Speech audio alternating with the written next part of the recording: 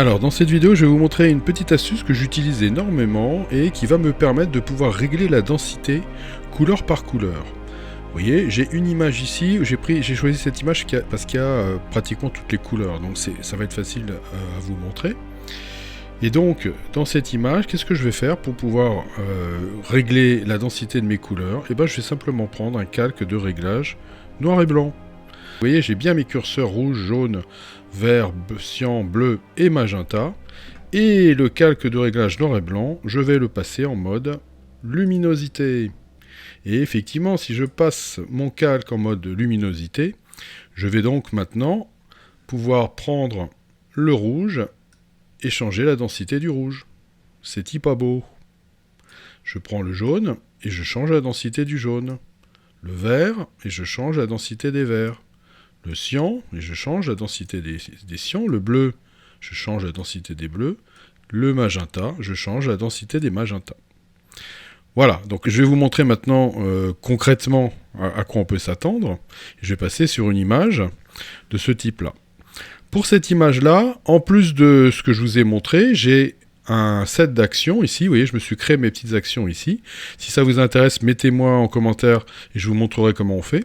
Et j'ai déjà mon action qui est ici, vous voyez, je l'ai appelée densité couleur, je clique dessus, et ça me crée automatiquement, voilà, mon calque de noir et blanc avec le mode luminosité. Maintenant, je vais venir prendre le rouge et je vais assombrir ma robe, parce que je voudrais la voir, voilà, beaucoup plus sombre et luisante.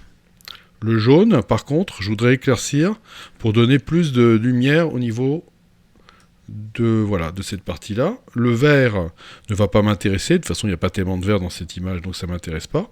Par contre le magenta, il va aussi être partie prenante de ma robe et de ma chevelure, donc je vais le bouger un petit peu pour voir qu'est-ce qui se passe. Et vous voyez, je vais rentrer un petit peu, je voudrais avoir, non pas une robe complète, mais d'avoir plutôt une succession de plis qui viennent composer la robe. Donc je veux voir plus d'ombre et plus de luminosité, plus de brillance sur les plis. Et puis le bleu, vous voyez, il y a un petit peu de bleu dans le sol. Et ici, je vais prendre le bleu et je vais aussi éventuellement soit l'assombrir, soit éclaircir.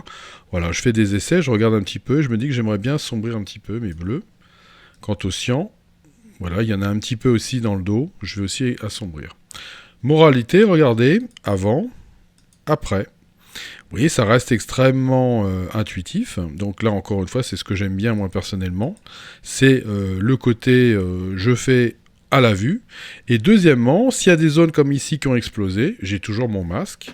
Il suffit de me prendre un pinceau avec du noir, d'agrandir ma brosse, et de venir peindre sur cette partie-là pour lui dire que là, je veux garder la densité de mon image avant, après.